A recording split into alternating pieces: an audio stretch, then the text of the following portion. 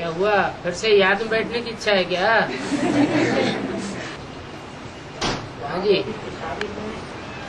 ऐसा कौन सा बल देते हैं? हाँ जी। आप अभी शादी में ऐसा कौन सा बल देते हैं जिससे क्रिमिनल आई बदलकर तुरंत सिविल आई बन जाती? क्रिमिनल आई बदलकर तुरंत सबकी एक साथ नहीं बन जाएगी। जैसे एक खरबूजा पकता है, वो पहले पहले पकता है। पेड़ में कोई फल पकता है तो पहले पहले पकता है, और पके हुए फलों को उनमें एक फल सड़ा हुआ रख दो तो सब सड़ने लग पड़ते हैं। ऐसे ही एक जब आगे बढ़ता है और उसका प्रभाव संसार में देखा जाता है तो दूसरों को भी इच्छा होती है हम भी आगे बढ़े।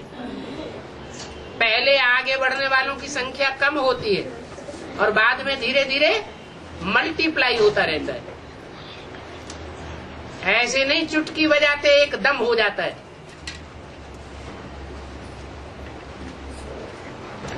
और दिल्ली से फोन आया था मेरे बहन का, माशाल्लाह लगने वाला है। कौन सी बहन का? मेरे बहन का फोन आया था, वही माता के पास संगावाद में। निमित्त बहन का नाम क्या? किसकी तरफ देखना शुरू कर दिया? लगा था पता किससे लगाएंगे? अरे बोलते तो जाओ, पता किससे लगाएंगे? अरे नाम तो बता दो। माता के पास फोन आया था। अच्छा, भाई के पास नहीं आया, माता के पास आया। कौन सी माता के पास?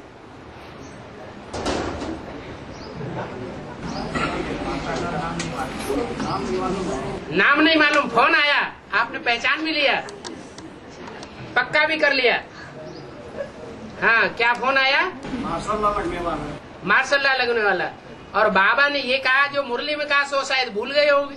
बाबा ने कहा सुनी सुनाई बातों से भारतवासियों ने दुर्गति पाई है। हैं? अरे बैठो नहीं।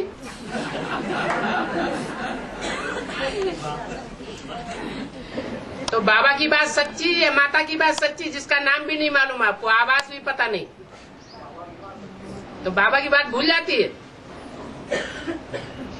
अब याद रखना, सुनी सुनाई बातों से अफवाहों के ऊपर नहीं जाना। और बोला है कि ना दुख देना ना दुख देना। हाँ, मतलब हम तो किसी को दुख नहीं देते। बिल्कुल नहीं, बिल्कुल देवता बन गए। हमें दुख देती है तो उससे कैसे बचा जाए? एक दुर्योधन था शास्त्रों में, उसकी टेंडेंसी ये थी कि वो दूसरों को दुख देता था, वो उसे पता ही नहीं चलता मैंने क्या किया किस। और दूसरा अगर उसको थोड़ी सी भी बात कह दे तो इतना अपमान, इतना अहंकार, इतना फील करता था, वो सारे जीवन नहीं फीलता था। तो ऐसा ही तो नहीं है कहीं, है? ऐसे भी होता है कि दूसरों का थोड़ा सा दिया हुआ दुख अपने को बहुत भासता रहता है, और अपना दिया हुआ दुख ध्यान में ही नहीं आता कि हम किसी को दुख दे रहे। और वो भी ये बात पुरुष लोग कहें कि हम तो किसी को दुख नहीं देते, लेकिन दूसरे हमको बहुत दुख देते हैं। तो पुरुषों की कही हुई बात मान लेनी चाहिए क्या? बोलो। क्योंकि बाबा ने कहा पुरुष तो सब दुर्योधन दुशासन। नहीं, उसमें हमारी भी लिस्ट आ जाती है। तो ये बात मान लेनी चाहिए। कोई माता कहती तब तो ठीक भी था। अपने अंदर टटोल के देखना है कि हम दूसरों को दुख देते हैं या नहीं देते हैं। दूसरों को दुख देना तब ही बंद होगा जब हमारे अंदर से देहभान निकल जाएगा।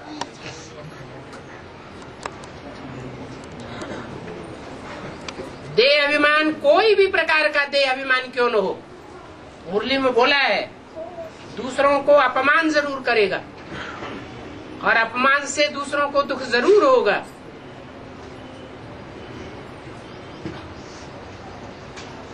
और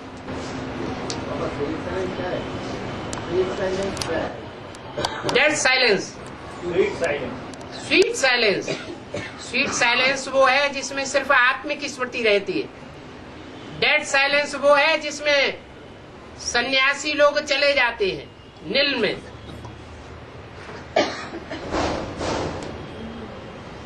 और कर्मातीत अवस्था वो है, कोई भी कर्म करें तो बंदूक लेकर के सारों को खत्म कर दें और उसके ऊपर पाप न चढ़े, कर्म से अतीत हो जाए, वो हो गई कर्मातीत अवस्था। पाप पुण्य का कोई लेखा जोखा नहीं बन सकता। और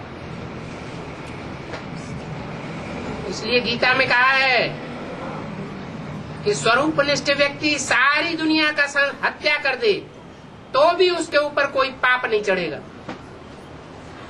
उसको स्वरूपनिष्ठ कहें या कर्मातीत अवस्था वाला कहें।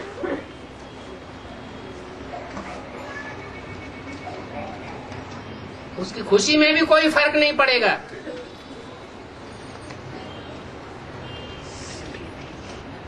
और एक है पुरुषार्थ में खड़े होना, दूसरा है चलना, दौड़ना, कूदना, और फिर है हाई जंप लगाना। है हाई जंप लगाना, हाई जंप लगाना। जैसे शंकर जी भगवान पहले पैदल चलते रहते हैं, दौड़ते रहते हैं, भस्मासुर पीछे पीछे भागता रहता है। फिर जब देखते हैं कि अब नहीं सुधरता है, अब नहीं होगा, तो आखिरी में हाई जंप लगा देते हैं। जब हाई जंप लगाते हैं तो विजयी हो जाते हैं। हाई जंप लगाना, बैल के ऊपर सवारी करते हैं तो क्या करते हैं? हाई जंप लगाते हैं। बैल कौन है? ब्रह्मासो क्या बनता है? हाँ, जब हाई जंप लगाते हैं तभी ब्रह्मासो विष्णु बन जाता है। और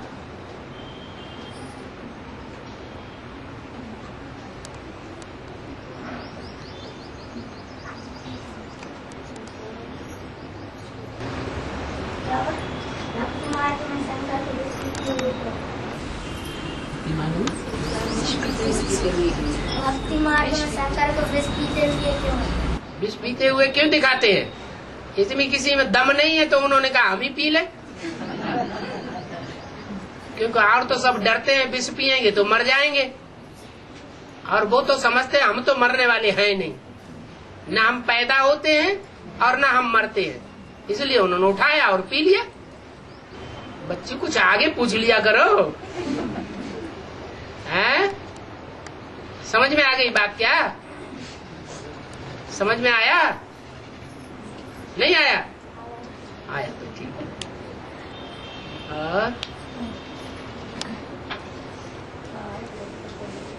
तो वह हर आत्मा के सतोप्रधान बनने के लिए 4 आयाम होते हैं। तो राम वाली आत्मा के लिए 76 में वो चौथा आयाम होता है या वहाँ से शुरू होता है? राम वाली आत्मा क्या नर से नारायण बन जाती है? 76 में जन्म होता है, संपूर्ण बन जाती है, कंचन काया बन जाती है, बनती है, हैं?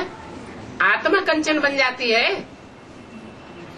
आत्मा कंचन की बनने की निशानी है कि जो भी आत्मा सामने आवेगी वो कन्वर्ट हो जाएगी।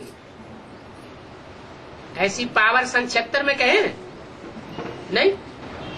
तो वो तो संपन्नता वर्ष कहा गया ना 77 को। संपन्नता वर्ष बेसिकली बेसिक पढ़ाई के आधार पर कहा गया। बेसिक पढ़ाई पूरी हुई थी 77 में या कि एडवांस पढ़ाई पूरी हुई थी? बेसिक पढ़ाई पूरी हुई, उस आधार पर संपन्नता वर्ष 77 को मनाया गया। तो बाबा ऐसे करते करते वो पहला आयाम कहेंगे उसको, तो चौथा 18 तक होता है। जैसे बेसिक नॉलेज के भी सोपान होते हैं, कक्षा 1, कक्षा 2, कक्षा 3, कक्षा 4, 5, ऐसे ही एडवांस नॉलेज के हायर क्लासेस के भी सोपान होते हैं। जम दे कोई नहीं बनता, टाइम लगता है। ये ड्रामा जू मिसल चलता रहता है। और सिविलाइज का मतलब क्या है, और सिविलाइज बनने के लिए किस चीज पे विशेष अटेंशन देना होगा? सिविलाइज बनने के लिए श्रीमत पर विशेष अटेंशन देना होगा। आंखें अगर सिविलाइज बन जाएं तो और क्या चाहिए? सबसे ज्यादा सेंसिटिव अंग कौन सा है? सबसे जास्ती सेंसिटिव अंग कौन सा है? आंखें। आंखें अगर सिविल बन जाएं तो समझो देवता बन गया। आंखों के लिए ही कहा गया है जैसी दृष्टि वैसी सृष्टि। तो मनुष्य की दृष्टि तो मनुष्य जैसी ही होगी, क्योंकि वो तो मन वाला प्राणी है। अपने मन को ही कंट्रोल में नहीं कर पाया तो मनुष्य कहा गया। मन को अमन जो बना ले वो देवता हुआ। देवताओं को कोई चीज की इच्छा करने की जरूरत नहीं, सब कुछ अपने आप मुहैया होता रहता है। इच्छा मात्रम अविद्या। तो ये तरीका हो गया। हमें कुछ नहीं चाहिए, सब कुछ तेरा, कुछ नहीं मेरा। जरूर सिविलाई बनेंगे। और लेकिन बाबा आँख है, आँखों को इनकी कंट्रोल कर ले, अनेक को आत्मा के रूप में देखे, और इसमें यदि बाबा से दृष्टि लेते हैं वाले ये का दर्द हो जाए कंट्रोल, फिर आँखें झपकी के वहाँ जाती, आँखें झपक हो जाती है। ज्यादा मेहनत करेंगे तो झपकी नहीं आएगी, है? मैंने सभी लोगों की थोड़े झपक जाती आँखें। हाँ, तो थोड़े थोड़े सब भिखारी बनते होंगे। कई आंख से भिखारी बनते होंगे, कई कानों से भिखारी बनते होंगे, कई मुख से भिखारी बनते होंगे, कई भ्रष्ट कर्मेंद्रियों से भिखारी बनते होंगे। तो थकान पैदा नहीं होगी? होगी या नहीं होगी? फिर थकान पैदा होगी तो नींद भी आएगी। अरे एक से तो नहीं होती आँखें, है? एक से तो नहीं होती है। अब नंबरवार है ना, सब एक जैसे तो नहीं है। कि नंबरवार नहीं है? नंबरवार। हाँ जी। बाबा भक्ति मार्ग में बताया कि मिट्टी का शिवलिंग बनाते हैं और जो गोबर की जो बनाते हैं। गणेश जी जो हैं उनकी पैदाइश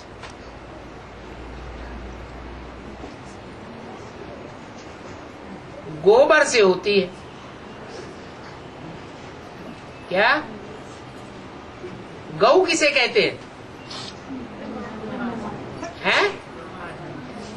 गौ कहते हैं जो गाय जैसे स्वभाव वाली हो। माने कन्याएं माताएं सब हैं गौ, और उनका वर गौवर माना जो श्रेष्ठ ते श्रेष्ठ कन्याओं माताओं के संकल्पों में से भावना निकलती है, वो ही वास्तव में गोबर है। भावना के आधार पर जब देखें तो पुरुषों में ज्यादा श्रेष्ठ भावना होती है या कन्याओं माताओं में ज्यादा श्रेष्ठ भावना होती है। इसलिए गणेश जी की पैदाइश पुरुषों से हुई है या कन्याओं माताओं से हुई? कौन सी कन्या माता थी? पार्वती। पार्वती के मैल से पैदा हुआ। ये टट्टी पेशाब है, ये भी मैल है ना शरीर का। शरीर का जो किचड़ा है वो ही मैल कहा जाता है। और बाबा सालिम बुद्धि के बताएंगे। सालिम मना सगीर बुद्धि, एक होता है नाबालिग, एक होता है बालिग। बालिग माने सगीर, परिपक्व बुद्धि हो जाए, जिसकी अकल की दाढ़ निकल आती है तो कहते हैं पक्का बुद्धि हो गया। और बाबा मुरली में बोला है, हाथ उठा दो तो उधर पहुंच जाए। मुरली में बोला है 2018 में तीनों आत्मा हैं? तीनों मूर्तियां संपन्न हो जाएंगी। तीनों मूर्तियां कौन कौन? ब्रह्मा विष्णु शंकर। ठीक है। तो फिर लिखा गया पहले प्रत्यक्षता किसकी हुई? पहले पहचान एडवांस पार्टी को कौन सी मूर्तियों की हुई? है? नहीं, अकेला चना बाढ़ नहीं फोड़ता। जब शिव बाप आते हैं तो भी अकेले नहीं आते, तीन मूर्तियों के साथ आते हैं, लेकिन उस समय प्रत्यक्षता नहीं हुई। लेकिन पहले पहले तीन मूर्तियों की प्रत्यक्षता होती है। तो जिन मूर्तियों की प्रत्यक्षता होती है वही मूर्तियां सन 18 में संपन्न भी पहले होती है। संपन्न होती है, फिर बोला है, फिर कहा जाएगा सन 111 लिखा जाएगा। ठीक बात है। तो दूसरी मूर्ति में सन 2036 में फिर सन 111 लिखा जाएगा। नहीं, सन जब 2036 होगा तो दिन गिनने की जरूरत रहेगी। नहीं रहेगी। फिर वहाँ तो सुखी सुख हो जाता है। दिन तो आदमी तब गिनता है जब दुख का टाइम होता है, तो कहते हैं दिन गिन रहे हैं। 2036 के बाद तो कंप्लीट सतयुग हो जाएगा। दिन गिनने की बात ही नहीं, हिस्ट्री बनाने की बात ही नहीं। फिर 2500 साल के बाद दिन गिनना शुरू करेंगे। इसलिए 2500 साल की हिस्ट्री हमारे पास मौजूद है। एक एक दिन करके लोगों ने 2500 साल बना लिया।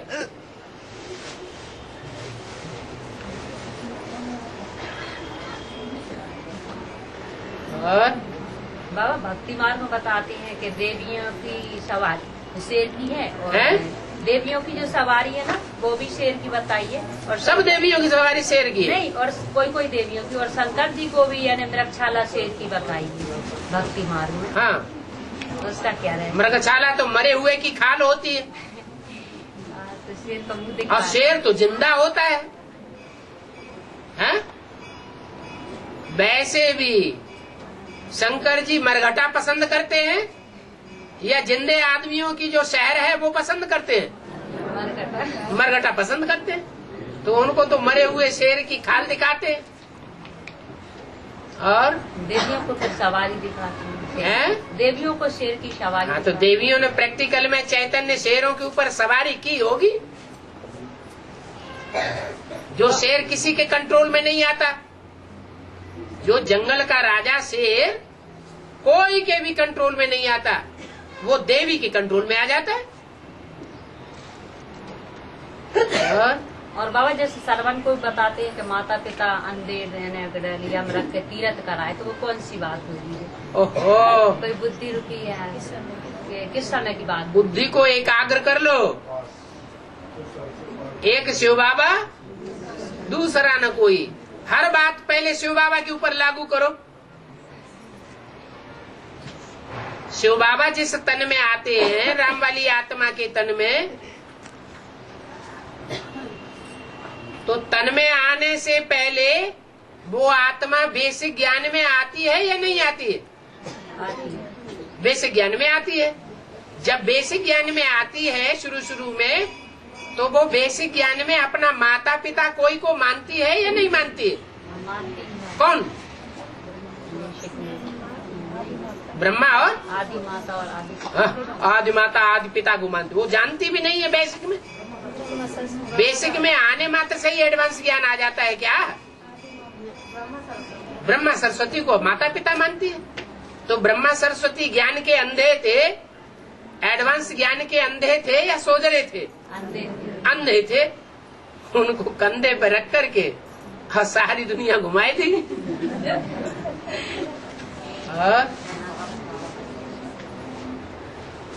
बाबा हाँ जी। प्रहलाद भाई का प्रश्न है। अच्छा, आप ब्रह्मा बाबा बन गए प्रहलाद भाई को। नहीं पा रहा है बाबा, प्रश्न थोड़ा हैवी है। अच्छा अच्छा। उसका ये कहना है कि जिस प्रकार से राम वाली आत्मा ने 6 साल पुरुषार्थ किया और आज शिव बाबा के रूप में कार्य कर रही है, तो क्या अगले कल्प में हम इतना पुरुषार्थ करके इस पोस्ट को पा सकते हैं क्या? बाबा ने तो ये बोला है, बनी बनाई बन रही अब कछु बननी ना है। इसका क्या मतलब हुआ? इसका मतलब ये हुआ कि 63 जन्म जिसने जैसे जैसे कर्म किए हैं, उन कर्मों के अनुसार बनी बनाई बन रही, अब कुछ बनने वाली नहीं है। माना 63 जन्मों में जिसने विधर्मियों का लगातार विरोध किया है, सामना किया है, अकेला होकर के भी सामना किया, सारी दुनिया भले दुश्मन बन जाए तो भी मुकाबला किया, तो ऐसी निष्ठा अगर शिव के प्रति, निराकार के प्रति किसी की आदि से अंत तक जुटी रही है, तो उस आत्मा के प्रति शिव पहले आकर्षित होगा या किसी दूसरे के प्रति आकर्षित हो जाएगा? है? उसी के प्रति आकर्षित होगा। और ये भी बोला है गॉड इज वन, तो गॉड का बच्चा भी वन कहा जाता है। ऐसे नहीं कि गॉड के 2 बच्चे हैं। गॉड निराकार है तो गॉड का अव्वल नंबर निराकार पहली स्टेज में धारण करने वाला बच्चा भी एक ही है। इसलिए एक ही शंकर है जो देवताओं में बड़ा माना जाता है। बड़ा बच्चा बाप समान होता है और उसका नाम शिव के साथ जोड़ा जाता है। इसलिए कोई दूसरी आत्मा अगले कल्प में पुरुषार्थ करके आगे बढ़ जाए तो फिर हूबहू रिपीटिशन होने वाली बात झूठी हो जाती है, सच्ची हो जाएगी, झूठी हो जाती है। और क्या कहीं ये दिखाइए, क्या कहीं ने मतलब जो वर मांगे थे, राम खिलाने बदवास और भरत खिलाने राज, क्या कर चुका है? अपने बच्चे के लिए राज्य मांग लिया है, तो कौन सी औरतों का काम होता है? जिनकी दृष्टि कई कई के ऊपर जाती है तो उनका नाम कई कई होता है। वो अपने कुल की परवाह थोड़ा ही करती हैं कि कुल की कान बची रहे। उन्हें स्वार्थ ज्यादा याद आएगा या परमार्थ ज्यादा याद आएगा? स्वार्थ ज्यादा याद आएगा।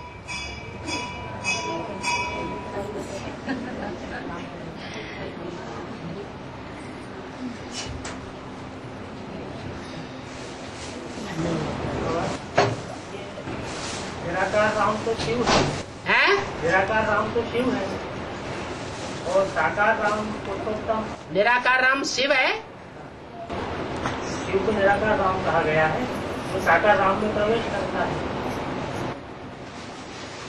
अरे जो निराकार है उसका नाम राम नहीं है, उसका एक ही नाम है, उसकी बिंदी का नाम शिव है। उसका नाम कभी बदलता नहीं है। मेरा नाम तो शिव ही है और वो मेरी बिंदी का नाम है। बिंदी जब तक शरीर धारण न करे तब तक कोई कर्म नहीं कर सकती। इसलिए बिंदी को शिव कहेंगे और शिव को राम नहीं कहेंगे। शास्त्रों में जैसे एक नाम आया है परशुराम, शास्त्रों में तो अगड़म बगड़म जाने क्या क्या आया है। जयंती मनाते हैं। उन्होंने राम को भी भगवान कह दिया, परशुराम को भी भगवान कह दिया। परशुराम को 4 कला संपूर्ण कर दिया, कृष्ण को 16 कला संपूर्ण कर दिया, राम को 14 कला संपूर्ण कर दिया। कोई तुकबंदी ही नहीं। और जो कलाहीन कलयुग में होते हैं उनका नाम कलंकीधर रख दिया, वो भी भगवान हो गया। शास्त्रों की बात हम क्यों उठाएं?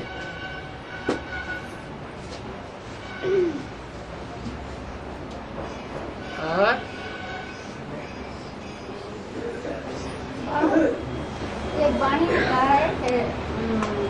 महादेव की अर्धांगिनी पार्वती नहीं है, इसका रहस्य है?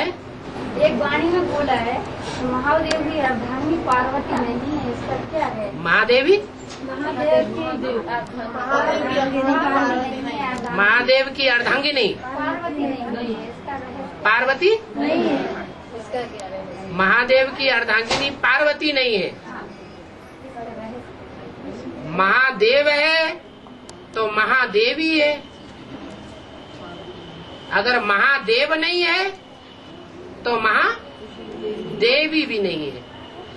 महादेव शंकर को कहा जाता है। महा माने बड़ा, महा माने बड़ा, बड़ा से बड़ा देवता। तो महादेव हुआ शंकर और उनकी अर्धांगिनी हुई महादेवी। लेकिन जब पार्वती नाम दिया जाएगा, जो पार लगाने वाली है, तो वो पार लगाने वाली कोई ब्रह्मा कुमारी है या पहले से अर्धांगिनी है? वो तो ब्रह्मा कुमारी है। तो पार्वती को शंकर की युगल थोड़े ही कहेंगे। कहेंगे क्या? नहीं कहेंगे। शंकर और पार्वती ये आपस में ब्राह्मण है, भाई बहन है, ये अर्धांगिनी है, भाई बहन है। और बाबा माँ का तो टाइटल मिला है ना? वो माँ का टाइटल मिला, वो टाइटल की जगह होता है। माँ वास्तव में है कौन? उसका नाम क्या है? वो सिर्फ उसकी माँ है या सारे जगत की माँ है? वो तो सारे जगत की माँ है। जो सारे जगत की माँ है वो भारत माता नहीं हो सकती, क्योंकि सारे जगत में क्रिश्चियंस भी हैं, मुसलमान भी हैं, राक्षस भी हैं, दैत्य भी हैं, सब कोई है। उन सब की अम्मा है। नीचों की भी अम्मा है और ऊंचों की भी अम्मा है। उसका खून ही अलग, संग का रंग ही अलग। इसलिए बोला जगदम्बा महाकाली का पार्ट बजाती है। भंगी, चोर, डकैत भी उसकी पूजा करते हैं, लेकिन पार्वती की पूजा नीच कुल के लोग नहीं करते हैं।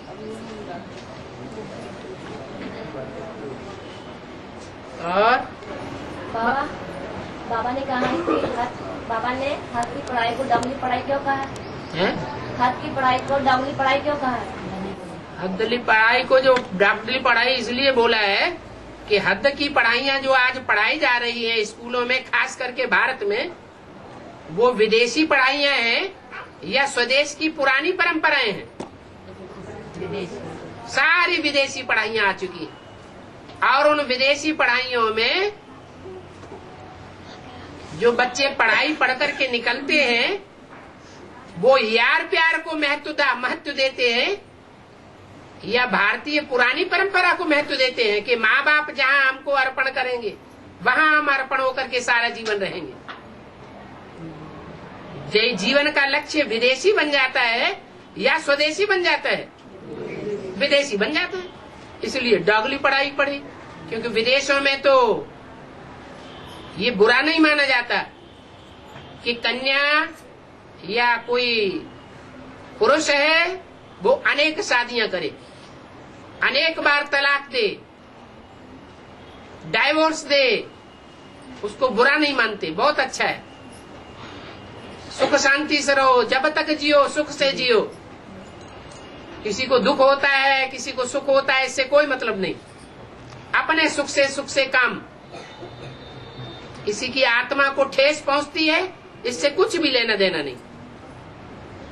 और दूसरे देश जो है भावना प्रधान देश नहीं है। कुत्ते में कहें कि भावना होती है, होती है। कुत्ते में क्या भावना होगी? इसलिए बताया कि भारत की जो पढ़ाई है वो डॉगली पढ़ाई है, कुत्ता और कुतिया बनाने वाली पढ़ाई है। वैसे भी भारत में जो आज पढ़ाई जा रही है वो राजा बनने वाली पढ़ाई पढ़ाई जा रही है, लक्ष्मी नारायण बनने वाली पढ़ाई पढ़ाई जा रही है, या दास दासी बनने की पढ़ाई पढ़ाई जा रही है। दास दासी माने नौकर, सर्विस करने वाला। कौन सी पढ़ाई पढ़ाई जाती है? नौकर बनने की पढ़ाई पढ़ाई जाती है। सब बड़े खुशी से कहते हैं हम पढ़ाई पढ़ के क्या बनेंगे, नौकरी करेंगे। अरे बड़े से बड़े ऑफिसर भी बनेंगे तो भी कोई मिनिस्टर के अंडर में काम करना पड़ेगा कि नहीं करना पड़ेगा, तो दास दासी हुआ ना। और भारत की पढ़ाई क्या है, भारत की प्राचीन परंपरा की पढ़ाई क्या है जो भगवान ने पढ़ाई थी। बच्चे मैं तुमको ये पढ़ाई पढ़ा करके राजा बनाता हूँ। राजा किसी के अधीन नहीं होता, जो अधीन होते हैं वो राजयोग नहीं सीखते।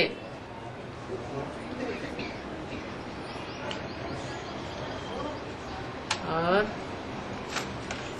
बाबा भक्ति मार्ग में दिखाया है कि श्री कृष्ण का विवाह रुक्मणी के साथ हुआ और राधा का विवाह श्री कृष्ण के साथ नहीं हुआ, मगर गायन तो राधे कृष्ण का है। अरे विवाह की जो परंपरा है वो भगवान आकर के तोड़ देते हैं या उसको कायबिज रखते हैं। क्यों? ये शादी नाम की परंपरा संस्था ही खराब है। ये शादी कराई ही इसलिए जाती है कि मनुष्य विकारों में गोते खाएं। इसलिए भक्ति मार्ग में जो राधा को शादी दिखाई है वो शादी होने के बावजूद भी वो निर्विकारी रही या विकारी बन के रही, तो कन्या रही या शादीशुदा हुई। राधा को माता कहेंगे या कन्या कहेंगे, वास्तविकता क्या थी, कन्या थी। इसलिए शादी की परिभाषा बाबा ने बदल दी, शादी की परिभाषा बदल करके बना दी शादी माना क्या, विकार में जाना माना शादी। कोई भी कन्या है कोई भी कुमार है भले शादी नहीं करता, परंतु अगर विकार में गया तो क्या कहेंगे, शादीशुदा है या गैर शादीशुदा है, शादीशुदा है। ढोल मजीरा बजाने को शादी कहा जाता है क्या है?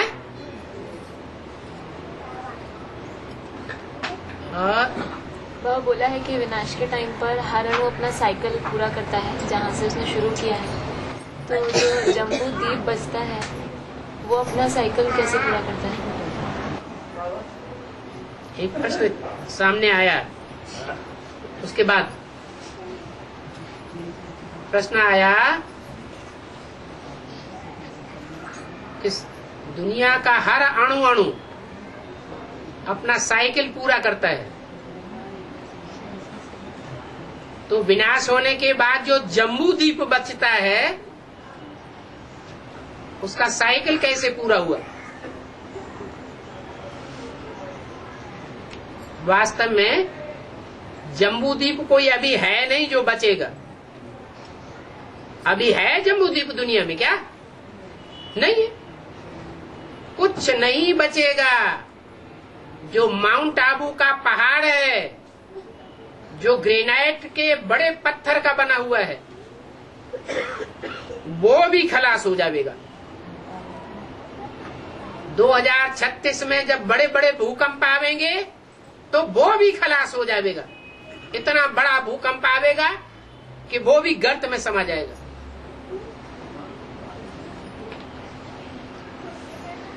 अरे चंद्रमा जैसा उपग्रह है जो पृथ्वी के चारों ओर घूम रहा है वो ही पृथ्वी में मिक्स हो जाएगा।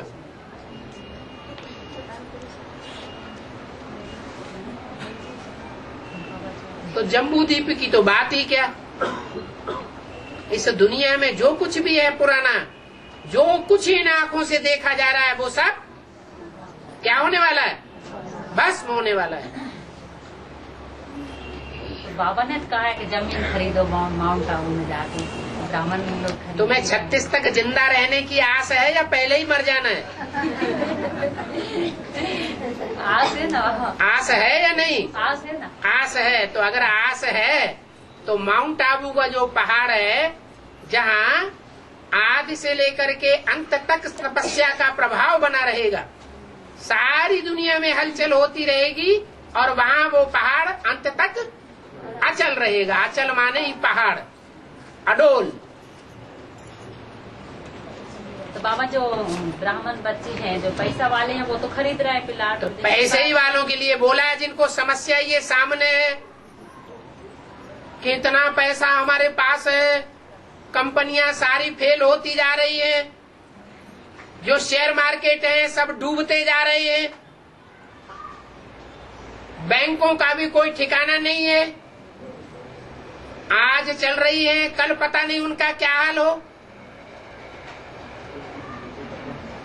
बड़े जो कारखाने हैं वो सब ठप होते जा रहे हैं। मुरली में बाबा ने बोला सब धंधों में है नुकसान सिवाय एक ईश्वरीय धंधे के।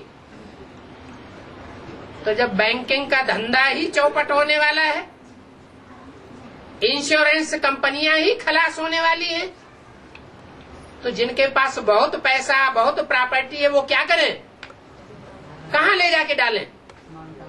तो कम से कम जब तक जिंदा रहने की खातिरी है इस पुराने शरीर की, तो जहाँ खातिरी है वहां तो डाल सकते हैं, क्योंकि मुरली में पहले से ही बोला हुआ है ये सारा आबू खरीद करना पड़ेगा, तब बच्चे आकर के यहाँ ठहर सकेंगे। सारी दुनिया का विनाश तुम बच्चे यहाँ माउंट आबू से देखेंगे बैठे बैठे। तो सही बात लगती हो तो करो, नहीं लगती हो तो न करो। बाबा लगती तो है लेकिन पैसा नहीं है जिन बच्चों तो की। जिनको नहीं है तो अपनी रोटी दाल खाएं, कोई जरूरी है पैसा जमा करना है? प्रॉपर्टी रखने के लिए तो बाबा ने वैसे ही मना कर दिया। नहीं, प्लाट खरीदने के लिए। फिर वही प्लाट जिस न नौमन तेल होगा न राधा नाचेंगी। तेते पांव पसारिये जेती लांबी पौर, घर में नहीं है दाने और अम्मा चली क्या गुनाने। और बाबा जो खरीद लेंगे, जो बच्चे खरीद रहे हैं, जिनके पास पैसे हैं सो खरीदे। सोने अपना वही काम में जाओ, हमने खरीदी है। काम में जाए हमने खरीदी। अरे तो पैसा बैंकों में बर्बाद हो जाए, पैसा जमीन में खोद करके गाड़ दें और भूकंप आए इधर उधर हो जाए, पैसे को सोना बना के घर में रहे और चोर लुटेरे लूट ले जाएं, उससे तो अच्छा है कि कम से कम हम किसी काम में नहीं ला सकेंगे तो माउंट आबू के ईश्वरीय कार्य में तो आ जाएगा कि नहीं आ जाएगा? आ जाएगा। बाबा जी बोली जैसे अंत में 3 और बचेंगे, हैं? बोली अंत में 3 और बचेंगे। क्या? 3 और बचेंगे अंत में। परमधाम बचेगा, सूक्ष्म वतन बचेगा और साकार वतन बचेगा, सुखधाम बचेगा, शांति धाम बचेगा। तो क्या मतलब तो कुछ होता ही नहीं है बाबा। सूक्ष्म वतन कुछ होता ही नहीं। और ये इतने सब मरेंगे अकाले मौत में, भूकंप आएंगे, बड़ी बड़ी बिल्डिंगें गिरेंगी, जिन बड़ी बड़ी बिल्डिंगों में करोड़ों की तादाद में लोग रहे पड़े हैं आज की दुनिया में, मल्टी स्टोरीज में, वो शरीर अचानक छोड़ेंगे तो कहाँ जाएंगे? हैं? हाँ, सूक्ष्म शरीर में रहेंगे ना, तो जो सूक्ष्म शरीर धारण करेंगे वही सूक्ष्म शरीर है, सूक्ष्म वतन है उनका। और क्या? और विष्णु को शेष सैया पे लेते हुए दिखाया है। विष्णु को शेष सैया पे लेते हुए, भीषम पिता को, विष्णु को नहीं, भीषम पिता को क्या लेते हुए? यानी बाणों की शेष सैया पे। हाँ जी, हाँ जी, लेते दिखाया। हाँ जी। तो उसका क्या रहस्य है ये पूछ रही है। अरे बाण कौन से हैं? ज्ञान ज्ञान के बाण हैं। ज्ञान के बाण जब लगते हैं तो आत्मा घायल हो जाती है। कहते ना ये तो ऐसी तीखी बातें करता है कि घाव लगते हैं। तो सन्यासियों ने दुष्कर्म भी तो बहुत किए हैं, भगवान बन करके भी तो बहुत बैठे हैं, शिवो हम बन के बैठे हैं कि जन्म जन्मांतर नहीं। तो जो जन्म जन्मांतर भगवान बन करके बैठे हैं और अभी भी वही बात रिपीट करते जा रहे हैं, शिवो हम आत्मा सो परमात्मा, तो उनको अंत में बाण नहीं लगेंगे? ऐसे ऐसे छोटी छोटी बच्चियां बाण मारेंगी, कन्याएं बाण मारेंगी कि उनका जवाब उनके पास नहीं आएगा। बाकी वो स्थूल बाणों की सैया नहीं होती है, जिन सैकड़ों बाणों के ऊपर आर पार हो जाए बाण शरीर में, और 6 महीने तक आदमी पड़ा रहे, क्या उनमें से खून रिस रिस करके कीड़े नहीं पड़ जाएंगे? बाबा को तो गंगा के पुत्र थे ना। तो गंगा के पुत्र थे तो क्या हुआ, दंगा नहीं किया था? बाबा जी गंगा जो देती है वो 7-8 पुत्र बहाती है, क्यों बहाती? एक ही घंटा लाख। हर धर्म में, हर धर्म वाले धर्म पिता ने, हर धर्म ने किसको फॉलो किया है? हर धर्म के 2 छेड़े हुए हैं। जैसे इस्लाम धर्म के 2 छेड़े हो गए, इस्लाम धर्म और मोहम्मद का मुस्लिम धर्म। क्राइस्ट का क्रिश्चियन धर्म, 2 छेड़े हो गए, एक बाइबल को मानने वाला, गिरजाघर को मानने वाला और एक न मानने वाला। बौद्ध धर्म के 2 छेड़े हो गए, हीनयान और महायान। ऐसे ही हर धर्म पिता ने परम पिता को ही फॉलो किया है। उन फॉलो करने वालों में, विधर्मियों में सबसे जास्ती अच्छा फॉलो करने वाला संन्यास धर्म ही है। जैसे सनातन धर्म की जब स्थापना होती है तो कृष्ण वाली आत्मा बाद में प्रत्यक्षता रूपी जन्म लेती है, उससे पहले 7 नारायण प्रत्यक्ष हो जाते हैं, प्रत्यक्षता रूपी जन्म ले लेते हैं। वो 7 नारायण ही कृष्ण थे, कृष्ण जैसे बच्चे थे। 7 कृष्ण जैसे बच्चों को कंस ने क्या किया? मार डाला, विकारों की जेल में ढकेल दिया, हत्या कर दी। ऐसे ही संन्यास धर्म में ये बात दिखाई गई है। 8वां बच्चा भीष्म पितामह पैदा हुआ और उससे पहले 7 जो थे वो देवता थे, कम कलाओं वाले। जैसे कंस की जेल में कोस लिए गए, खलास हो गए। लास्ट में एक भीष्म पितामह बचा। बाकी पहले के जो 7 हैं उनकी इतना यश और गायन नहीं है जितना भीष्म पितामह का गायन है। वो सारे ही सन्यासी हैं। उस सन्यासियों का जो शरण स्थली है वो गंगा का किनारा है। आज भी गंगा के किनारे सन्यासी जैसे चौकड़ी लगा के बैठते हैं, ऐसे और कहीं कोई नदी के किनारे इतने नहीं दिखाई पड़ते। और शिखंडी का जो पाठ है उसको समझने में कैसे समझेंगे? शिखंडी के पाठ की जो यादगार है महाभारत में, हाँ। संगम युग में कैसे समझेंगे? क्यों? शिखंडी का पहले नाम क्या था? जब उसने प्रतिज्ञा ली कि हम भीष्म पितामहों को मारेंगे, इनकी मृत्यु के कारण हम बनेंगे, तो उसका रूप कौन सा था? अरे स्त्री रूप था, स्त्री नहीं, कन्या का रूप था। वो कन्या का नाम क्या था? अरे वहां भी 3 देवियां दिखाई गई हैं, अम्बा, अम्बालिका, अंबिका। अंबिका पार्वती को कहते हैं, अम्बालिका, अम्बा की बालिका सरस्वती को कहते हैं, ओम राधे को। अम्बा, अम्बालिका, अंबिका। तो अम्बा कौन हुई? जगदम्बा। रुद्रमाला का अव्वल नंबर मणका है या नहीं है?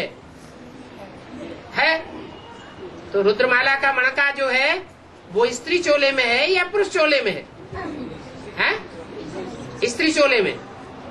तो नारी से लक्ष्मी बनेगा या नहीं बनेगा? हैं? नहीं बनेगा।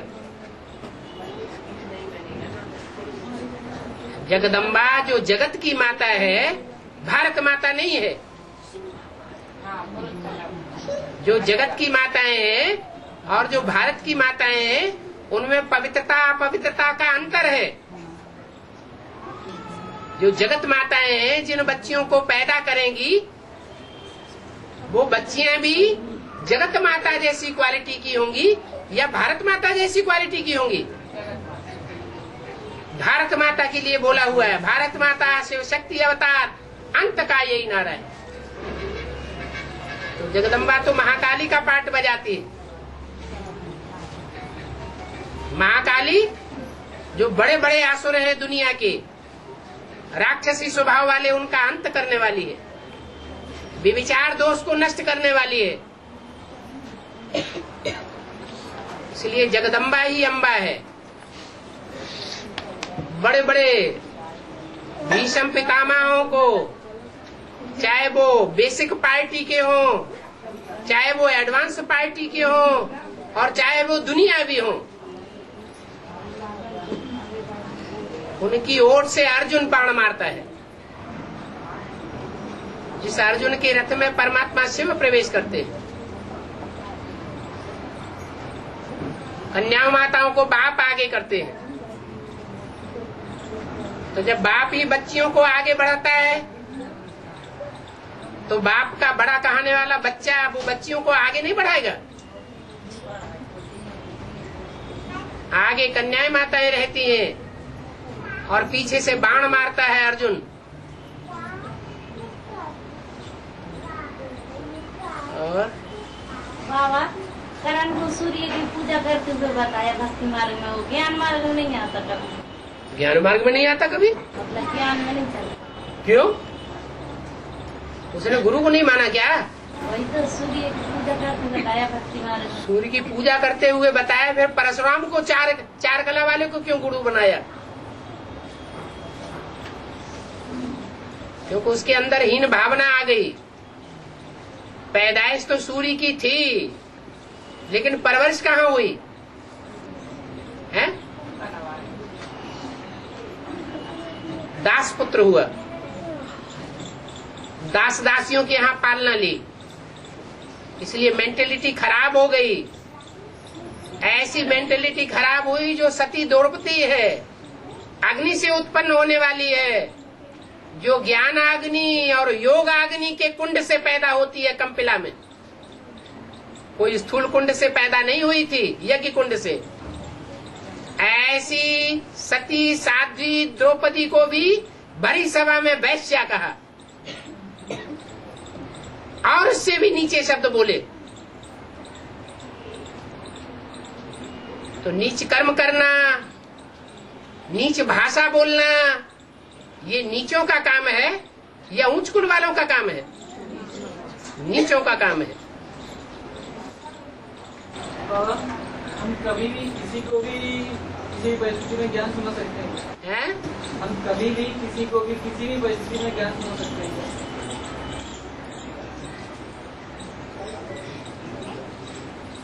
कुछ नियम बनाए हुए हैं। पुरुषों को पुरुष ज्ञान सुनावे, कन्याओं माताओं को कन्याएं माताएं ज्ञान सुनावे, क्योंकि पुरुषों को सबको दुर्योधन दुशासन बोला है।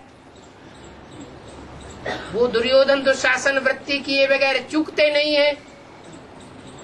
और उन्होंने अगर ज्ञान सुनाना शुरू किया और उस वृत्ति में आ गए तो नुकसान किसका होगा? दोनों का होगा या एक का नुकसान होगा? दोनों का नुकसान हो जाएगा। नहीं तो पुरुष को भी पहचान कर सकते हैं कि ये सुनने लायक है, ये सुनने लायक नहीं है। पुरुष कोई भी कैसा भी हो, पुरुष पुरुषों को ज्ञान सुनाए, कोई अर्जा नहीं। तो उसकी पहचान नहीं कर सकते कि सुनने लायक है कि नहीं है। हमारे कुल का होगा तो थोड़ा भी सुनेगा तो खिंचा हुआ चला आवेगा, ये पहचान हो गई। और अगर कोई निंदा करे भगवान की तो शुरुआत में तो सभी निंदा करते हैं। जब पहचान नहीं है तो निंदा ही करेगा। और वो भी जब हम डायरेक्ट ये बतावेंगे कि भगवान आया हुआ है तो निंदा करेगा ना। तुम बाहर के गुरुओं को कहते हो कि वो असुर है, हिरण्यकश्यप है, और तुम खुद कहते हो भगवान साकार में आया हुआ है, तो मान लेगा क्या? सुनाने की युक्ति चाहिए। ज्ञान भी इस तरह सुनाना चाहिए जो सुनने वाले को खुशी आ जाए, क्रोध आ जाए। वो ज्ञान का बीजारोपण नहीं है, अज्ञान का बीजारोपण है।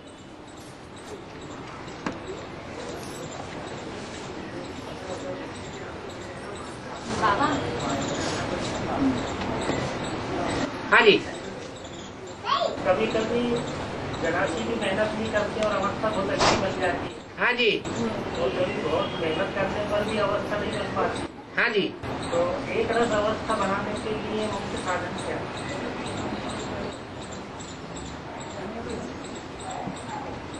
इस प्रश्न का जवाब कई बार दिया जा चुका है, फिर भी सुन लिए। बताया है कि ये रील घूम रही है 63 जन्मों की, बनी बनाई बन रही, अब कछु बननी ना है। 63 जन्मों में पाप भी किए हैं, कभी पुण्य भी किए हैं। तो जब पुण्यों की रील घूमती है, पुण्यों का खाता खुलता है, तो न चाहते हुए भी अवस्था अच्छी बन जाती है। पुरुषार्थ विशेष न करने पर भी अच्छी अवस्था बनती है। और जब पाप कर्मों का खाता खुलता है या रील चालू होती है, तो कितना भी पुरुषार्थ करें, कितनी भी मेहनत करें, कितना भी सत्संग करें, तो भी अवस्था नहीं बनती है। इसलिए ज्ञान बुद्धि में रहना चाहिए सदैव, तो एक रस अवस्था रहेगी। जिसकी बुद्धि में ज्ञान टिकता नहीं है, उसकी एक रस अवस्था भी नहीं रह सकती।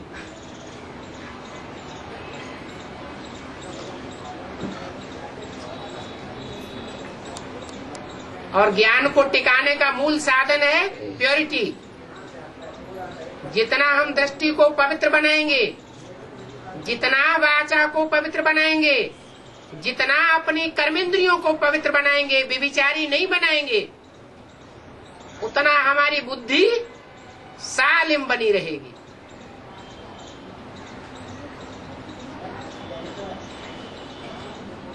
और बाबा शिव जो निराकार और शंकर है साकार, तो शंकर साकार किसने कहा? किसी मुरली में कहा कि शंकर साकार है? शंकर का विग्रह बनाते हैं ना, शरीरधारी है शंकर। विग्रह बनाने वाले जो हैं वो ये जानते हैं कि शंकर साकार है, आकार है या निराकार है। ये तो बाबा ने हमको बताया है कि राम वाली आत्मा दूसरा जन्म लेकर के जब से ज्ञान में आती है, तब से ही वो आकारी स्टेज धारण कर लेती है, अव्यक्त स्टेज हो जाती है। साकारी दुनिया जैसे आप मुए मर गई दुनिया, इस दुनिया से कुछ भी लेना देना नहीं। आकारी स्टेज हो जाती है, मनन चिंतन मंथन की स्टेज हो जाती है। सोचना है तो नई दुनिया के बारे में सोचना है, करना है तो ईश्वरीय सेवा करना है, दूसरा कोई कर्म नहीं करना है।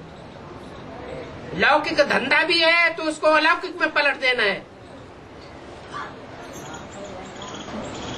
शिव और शंकर को एक किया गया है, बाबा क्यों?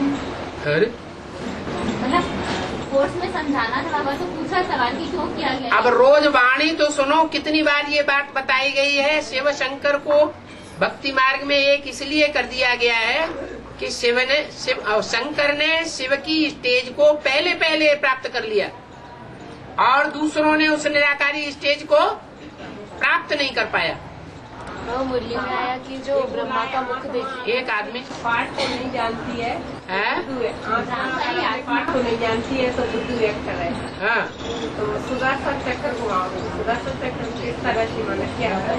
अरे कम से कम इतना तो घुमाए, सतयुग त्रेता द्वापर कलयुग संगम युग, सतयुग त्रेता द्वापर कलयुग संगम युग, इतना तो करें। छोटा बच्चा होता है, उसको प्राइमरी स्कूल में बैठाया जाता है, तो कम से कम रटना सीखता है कि नहीं? बाबा थोड़े समय सुदर्शन काका गंगा चाचा जाजा यहाँ कितनी बार रटता है। अरे बेसिक पढ़ाई का फाउंडेशन ही पक्का नहीं होगा तो ऊपर की पढ़ाई कैसे चढ़ेंगे? थोड़े समय बाद तो दूसरे संकल्प आ जाते हैं ना। अब दूसरे संकल्प आते हैं तो उनको भगाओ, ये तो प्रैक्टिस है। अभ्यास है तो कौन थे वैराग्य चाहिए। ये दुनिया खलास होने वाली है। अब बाबा की याद ही हमारा सब कुछ कार्य करेगी। बाबा हमसे सारी सेवा कराएगा, इसलिए बाबा की याद में रहना है। और सब छोड़, सब तज, हर भज। याद में नहीं है इस कारण नहीं, याद में रहो, लेकिन कोई कोई की भी याद कर लो।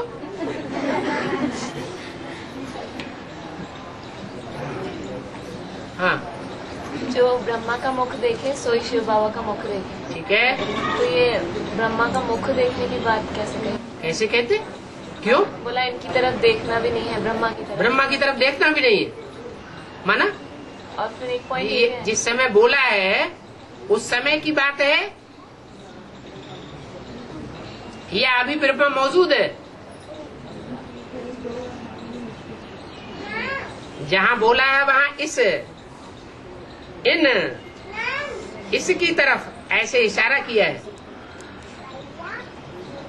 इस ब्रह्मा का चित्र नहीं रखना है, इसको याद करेंगे तो पतित हो पड़ेंगे।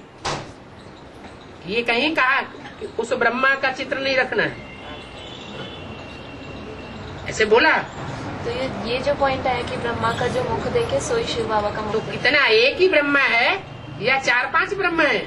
ये नेक्स्ट पर्सनैलिटी के लिए बात है, आगे आने वाले पार्ट के लिए बात। हाँ जी, भविष्य का जो पार्ट है वो आदि ब्रह्मा का है।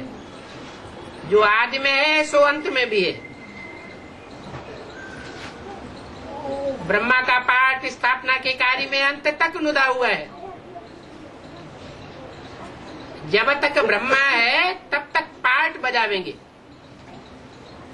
1000 भुजा का ब्रह्मा का पार्ट ड्रामा में नुदा हुआ है। भुजाएं चलाने वाले के बगैर काम नहीं कर सकती। तो ब्रह्मा है प्रैक्टिकल में, तो ब्रह्मा कुमार कुमारी है। इसलिए उन ब्राह्मणों से पूछो, तुम अपन को ब्रह्मा कुमार कुमारी कहते हो, तुम्हारा ब्रह्मा कहाँ है? वो कहेंगे सूक्ष्म वतन में। तो तुमको, तुम भी सूक्ष्म वतन में चले जाओ, यहाँ क्यों बैठे हो? कहते हाँ जाएंगे, जल्दी जल्दी पुरुषार्थ कर रहे हैं, हम भी चले जाएं।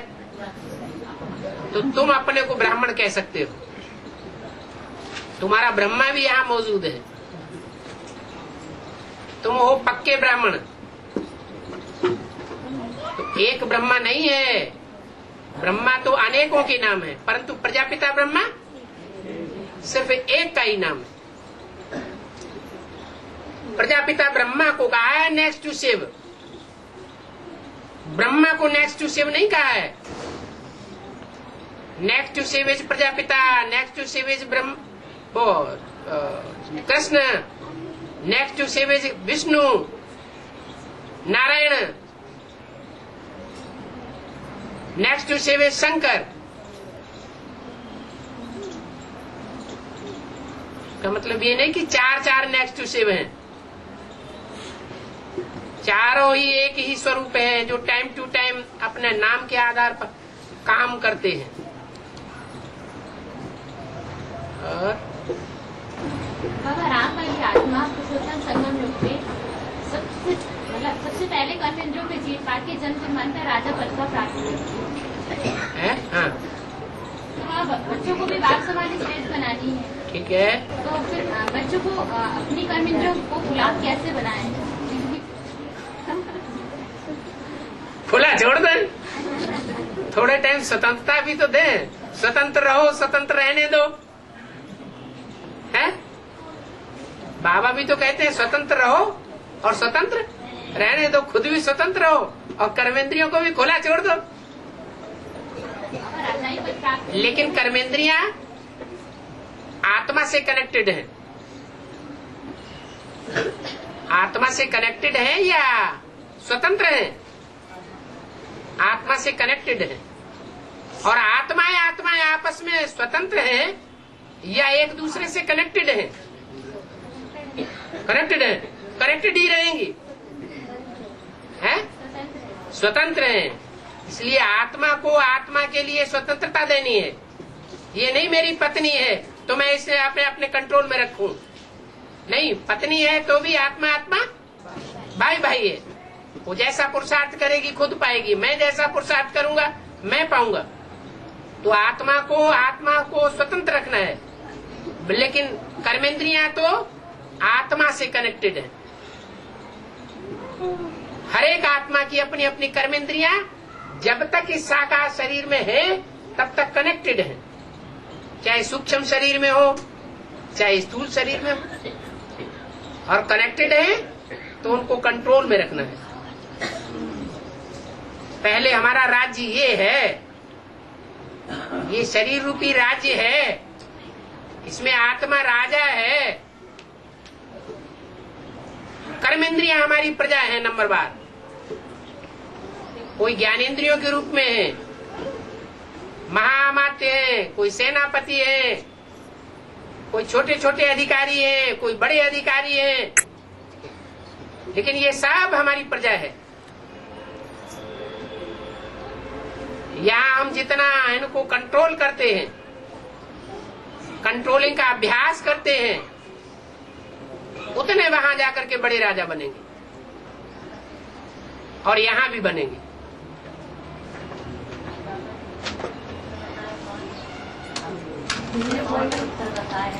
है?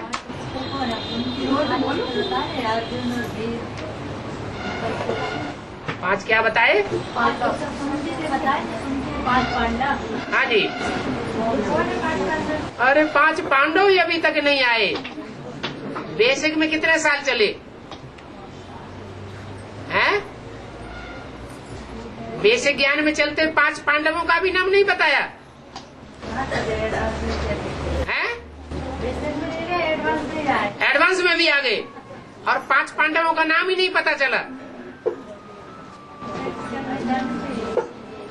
अभी बेसिक कोर्स और एडवांस कोर्स दोबारा ले लो, नहीं तो वही पुरानी बातें पूछते रहोगे। और बाबा लौकिक परिवार है लोहे की जंजीर और अलौकिक परिवार है सोने की जंजीर। तो सोने की जंजीर तो ज्यादा कीमती होती है, ठीक है, तो आप फिर उससे परे कैसे जाएंगे? परे किसके कैसे?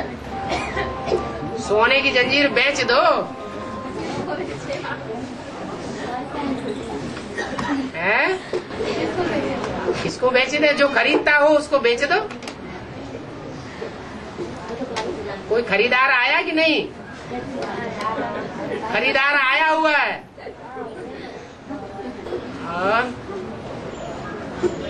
अरे बोलो बोलो, खुद ही बोल दो, क्या पंपिंग कर रहे हैं? गीता पाठशाला में ब्रह्मा बाबा की तस्वीर रखना हमेशा गीता पाठशाला में ब्रह्मा बाबा की तस्वीर रखना रखी रहती है, और गीता पाठशाला क्लास होती रहती है, तो सही है। अरे ये अभी पूछने की बात रह गई है? रखी रहती है, लेकिन लोग क्लास करते रहते हैं। हाँ, तो मुरली क्या कहती है? सो मुरली कभी पढ़ी नहीं, सुनी नहीं, या क्लैरिफिकेशन नहीं सुना? उसको तो पता है नहीं, इनके यहाँ पे गीता पाठशाला है, वो हटाने के लिए तैयार नहीं है। तो कोई बात नहीं, जो जैसा करेंगे वैसा पाएंगे।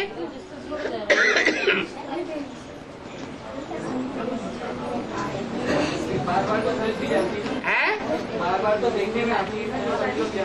दूसरों को नहीं देखना है, हम अपने घर में वो चित्र को, जो हमारी अवस्था को खराब करने वाला है, उस चित्र को निकाल दें। मुरली में जो बोला है, इस ब्रह्मा का चित्र नहीं रखना है। समझाने के लिए तो त्रिमूर्ति में है ही, अलग से रखने की कोई दरकार नहीं।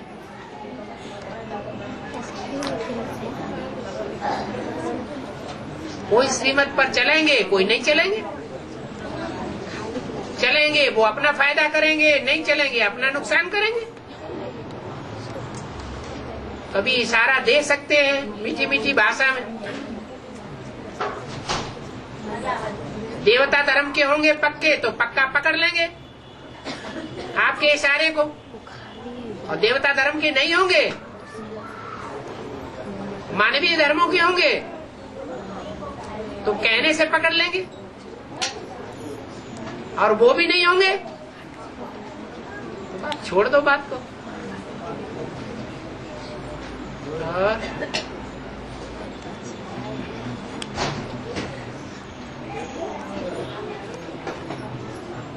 चलो।